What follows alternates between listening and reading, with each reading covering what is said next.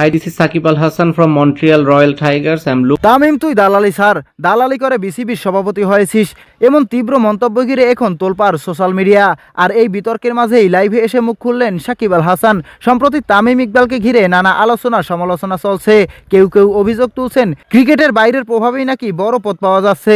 এই অবস্থায় লাইভে সাকিব সরাসরি নাম না বললেও ইঙ্গিতপূর্ণভাবে বলেন ক্রিকেটে যারা থাকবে তাদের পারফরমেন্স দিয়েই জায়গা ধরে রাখতে হবে, বাইরের কিছু দিয়ে বেশি দূর যাওয়া যায় না।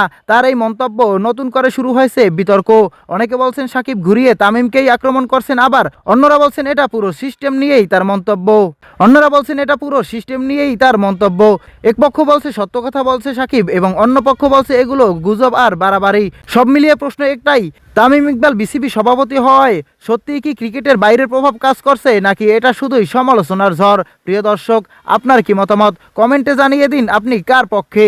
আর এমন ভিডিও পেতে চ্যানেলটি অবশ্যই সাবস্ক্রাইব করুন।